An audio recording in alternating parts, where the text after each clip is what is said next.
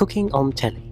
It's about very important judges, contestants rushing at their gastronomic dreams, sweating below an oversized clock, cheering whenever someone who can make a passable souffle steps through the doors, creating weird blue fungal desserts, or marvelling at culinary creations inspired by a rectal implosion.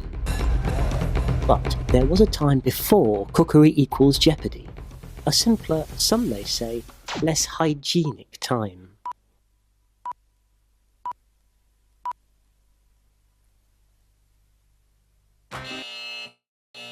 Before we go any further, we should issue a warning here that you're about to see the most shocking title sequence to feature vegetable innards since the Tomorrow People. And let's compare and contrast this bit with Terry Nation's Survivors.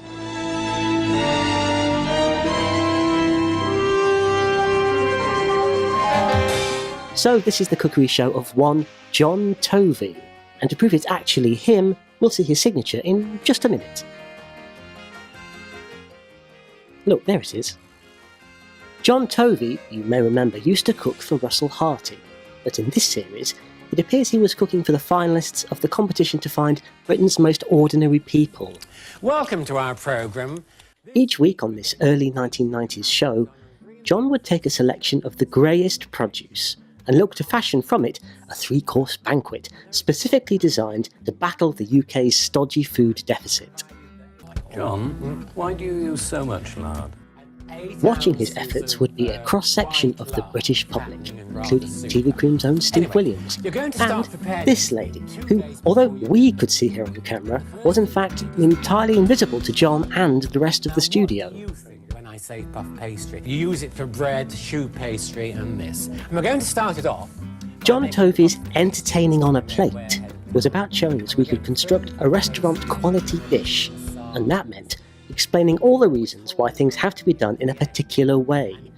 Take rolling out pastry, for instance. Do it at the top, do it at the bottom, and this is the most important thing. You always roll away from it. Never bring the rolling pin back. Always roll away. Only roll away? I haven't heard that one before, but I'm sure John's about to explain why. Aren't you, John? Never bring it back.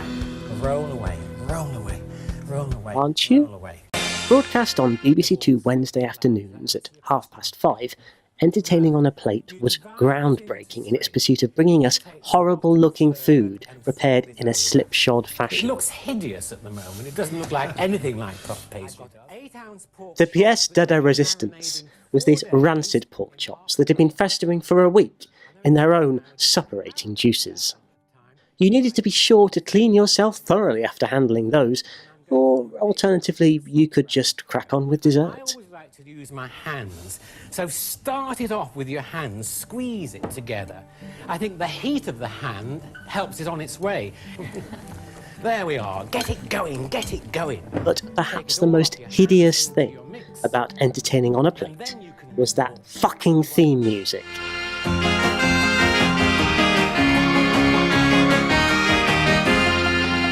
This was September the 11th, 1991. Yes, that's right, exactly 10 years before 9/11.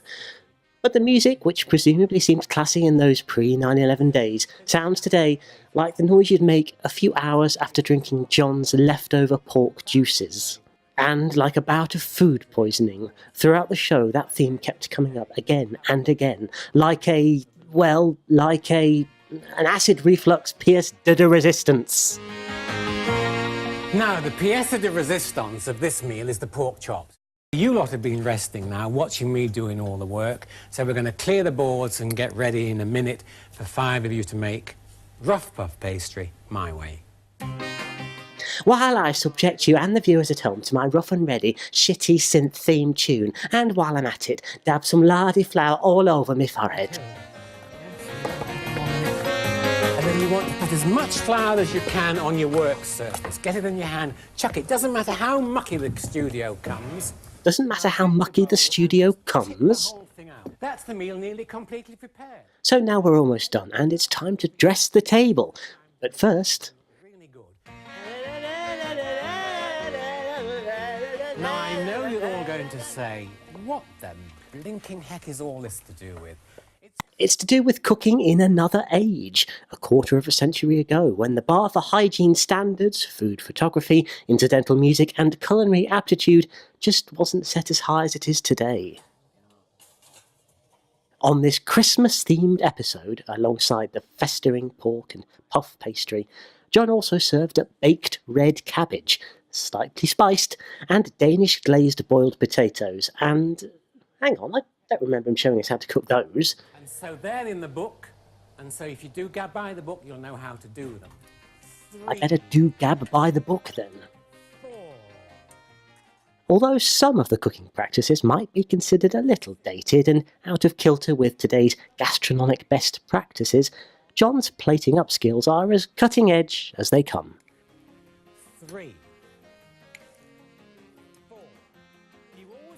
As John Tovey would say, enjoy yourself and let those food years roll away. Roll away. Roll away. God, that's hot. Roll away.